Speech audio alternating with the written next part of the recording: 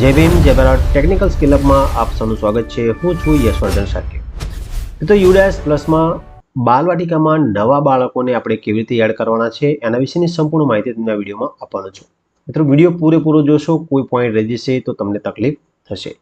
પછી તમે કોમેન્ટ કરીને પ્રશ્ન પૂછો, એના કરતાં વિડીયો પૂરેપૂરો જોશો। મિત્રો ઘણા બધા મિત્રો ચેનલ પર આવે છે પરંતુ વિડીયોને લાઇક કરતા નથી અને ચેનલ સબસ્ક્રાઈબ પણ કરતા નથી। મિત્રો આ બધાને વિનંતી છે કે વિડીયોને લાઇક જરૂર કરતા જશો અને ચેનલને સબસ્ક્રાઇબ કરતા જશો અને આવા વિડીયો તમને હંમેશા મળતા રહેશે। તો ચાલો મિત્રો શરૂ કરીએ। તો સૌથી પહેલાં યુડાયસ પ્લસમાં આપણે લોગિન થઈ જવાનું છે સ્ટુડન્ટ મોડ્યુલમાં। અહીંયા તમે જુઓ સ્કૂલ ડેશબોર્ડ છે, સાઈડમાં તમે જોઈ શકો છો આ બાજુ સ્કૂલ ડેશબોર્ડ।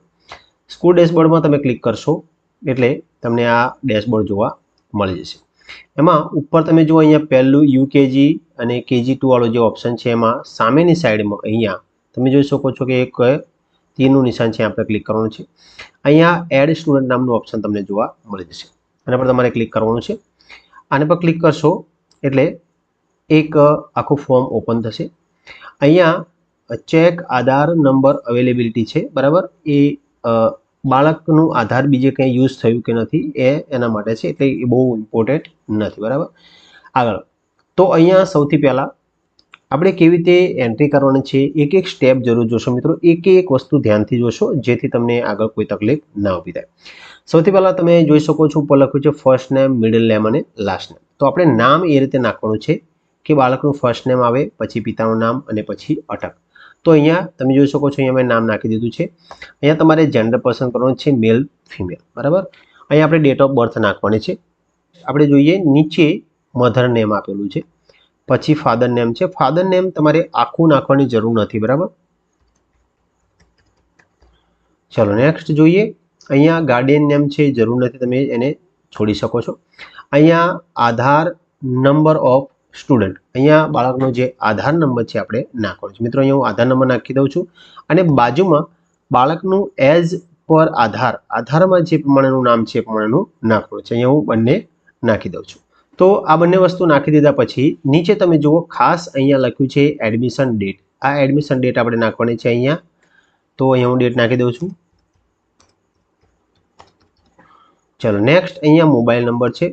અહીંયા ખાસ ધ્યાન આપશો મિત્રો, મોબાઈલ નંબર ખાસ અગત્યનો છે। મોબાઈલ નંબર નાખ્યા વગર આગળ એન્ટ્રી થતી નથી, એટલે મોબાઈલ નંબર વાલી પાસે ખાસ મંગાવી લેવાનો। ચલો મોબાઈલ નંબર નાખ્યા પછી અહીંયા ઓલ્ટરનેટ મોબાઈલ નંબર છે, તમારે નાખો તો નાખી શકો છો। અહીંયા લખ્યું છે વેધર CWSN, મતલબ કે બાળક દિવ્યાંગ છે તો યસ અથવા નો આપણે કરવાનું છે। ચલો આટલી એન્ટ્રી થઈ ગયા પછી એક વાત આપણે ફરી વખત ચેક કરી લેવાનું છે। નીચે સેવનું ઓપ્શન છે, એના પર તમે ક્લિક સેવના ઓપ્શન પર ક્લિક કરશો એટલે તમે જુઓ અહીંયા એક વોર્નિંગ આવે છે, બરાબર। આચાર્યના કન્સર્નની વોર્નિંગ છે, બરાબર। અહીંયા આપણે એગ્રી કરી દેવાનું છે। પછી તમને ફરી એકવાર અહીંયા લખ્યું છે confirm the following detail are correct. તમારે આ જે ડિટેલ તમે અત્યારે નાખી છે એને તમારે કન્ફર્મ કરવાનું છે, ભાઈ ક્લાસ બરાબર છે, બાળકનું જે નામ બરાબર છે અને સ્પેલિંગ આપણે જોઈ લેવાનું છે ખાસ કરીને।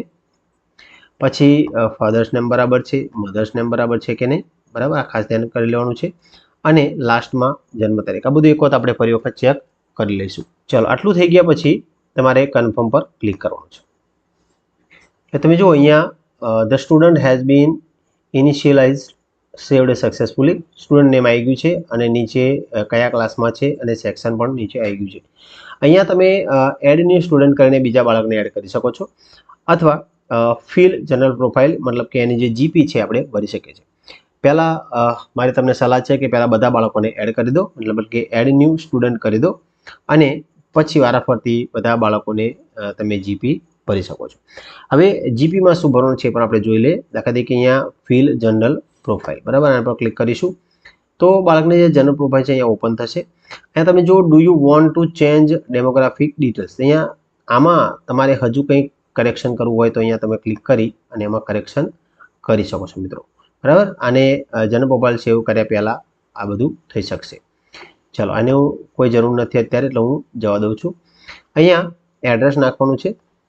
ચલો અહીંયા પિનકોડ નાખવાનો છે બાજુમાં, એની પછી મોબાઈલ નંબર આપેલો છે અંદર, alternate mobile number, contact email ID તમારે નાખો તો નાખી શકો છો। મધર ટંગ અહીંયા સિલેક્ટ કરવાનું છે આપણે, તો ગુજરાતી અહીંયા નાખી દઉં છું। એની પછી સોશિયલ કેટેગરી, બાળકની સોશિયલ કેટેગરી શું છે આપણે નાખવાનું છે. અહીંયા માઇનોરિટી ગ્રુપ હોય તો નાખવાનું છે, ના હોય તો તમે એને કરી શકો છો. દાખલા તરીકે કોઈ બાળક મુસ્લિમ છે અથવા ક્રિશ્ચન છે, બુદ્ધિસ્ટ છે તો એ માઇનોરિટીમાં આવી શકે છે, તો એ તમારે સિલેક્ટ કરવાનું રહેશે. અહીંયા જો બાળક બીપીએલમાં હોય તો યસ અને ના હોય તો નો કરવાનું છે. એની પછી અહીંયા વેધર બિલોંગ ટુ ઈડબ્લ્યુએસ, બરાબર, ઈડબ્લ્યુએસમાં બાળક આવતું હોય તો આપણે યસ કરવાનું છે, ના આવતું હોય તો નો કરવાનું છે. એની પછી તમે નીચે જોઈ શકો છો અહીંયા લખ્યું છે whether the student is Indian national, બરાબર, ઓકે આપીશું એને, યસ આપીશું આપણે. પછી mention the nationality foreign student હોય તો, બરાબર, આપણે અહીંયા મેન્શન કરવાનું છે. If this student identified as the out of school child, જો આઉટ ઓફ સ્કૂલમાંથી બાળક લીધું હોય આપણે તો યસ કરીશું અથવા નો જવા દઈશું. ચાલો અહીંયા બ્લડ ગ્રુપ આપણે જોવાનું છે. બ્લડ ગ્રુપમાં જો એનું બ્લડ ગ્રુપ આપણને ખબર હોય તો યસ જોઈ લેવાનું છે, એમાંથી કોઈ પણ સિલેક્ટ કરી લેવાનું છે, ના હોય તો પછી અંડર ઇન્વેસ્ટિગેશન આપણે આપી દઈશું. ચાલો આટલી માહિતી લખાઈ જાય પછી આપણે આને સેવ કરીશું. તો અહીંયા બાળકની જે જીપી છે એ સેવ થઈ જશે, બરાબર. ચાલો અહીંયા બાળકની જે જીપી સેવ થઈ ગઈ છે, બરાબર. હવે આપણે જોઈશું કે બાળકને એડ થયું કે નહીં. તો એ આપણને ક્યાં જોવા મળશે? અહીંયા તમે જોઈ શકો છો સ્કૂલ ડેશબોર્ડ પર હું આવું છું. અહીંયા મેં 2 બાળકો એડ કર્યા છે પણ અત્યારે 1 બતાવે છે. મિત્રો અહીંયા જે બાળક એડ કર્યું છે એ તરત ને તરત બતાવતું નથી, એટલે મહેરબાની કરીને ડેશબોર્ડ ચેક કરતા ના રહેશો. એ કાલે પરમ દિવસ તમને બતાવશે ચોક્કસ. ચલો હું તમને બતાવી દઉં કે આપણે જે એન્ટ્રી કરી છે ક્યાં છે. તો અહીંયા તમે જુઓ અત્યારે હાલ જે એન્ટ્રી કરી અહીંયા આપણને જોવા મળી રહી છે, બરાબર. અહીંયા પહેલાં એક નામ નાખેલું છે અહીંયા જોવા મળે છે અને અત્યારે હાલ જે નાખ્યું છે અહીંયા જોવા મળે છે. તો બંને નામ આપણને જોવા મળે છે. અહીંયા તમે જુઓ જીપી, તમે અહીંયાથી પણ એને જીપીનું જે પણ વિગત નાખવાની છે અહીંયાથી પણ નાખી શકો છો, અહીંયાથી ચેન્જ પણ કરી શકો છો. અહીંયા ઈપી અને એફપી પણ છે, બરાબર.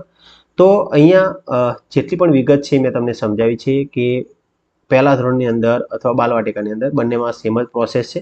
બાલવાટિકાની અંદર બાળકને કેવી રીતે એડ કરવું એ સંપૂર્ણ માહિતી મેં તમને અત્યારે આપી છે. કોઈ તકલીફ થાય તો મને કોલ જરૂર કરશો. તમને કોઈ તકલીફ થાય તો મને કોમેન્ટ કરીને જરૂર જણાવશો.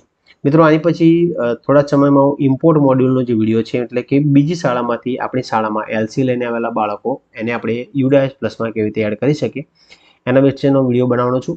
એની પછી ટીચર મોડ્યુલની અંદર ટીચર્સની જે વિગત છે એને આપણે કેવી રીતે અપડેટ કરવાની છે એનો પણ વિડીયો જલ્દીથી હું બનાવવાનો છું. મિત્રો તમારો બધાનો સાથ સહકાર ખૂબ સરસ મળે છે, બધાની ખૂબ લાઇક અને કોમેન્ટ પણ સરસ આવે છે. તમને વિડીયો ગમે તો એક સરસ મજાની કોમેન્ટ કરતા જશો મિત્રો, જેથી મારી હિંમત બની રહે અને મને વિડીયો બનાવવાની પણ મજા આવે. તો ચાલો મિત્રો ફરી મળીશું નવી માહિતી સાથે. ત્યાં સુધી રજા આપશો. Stay tune technical skill.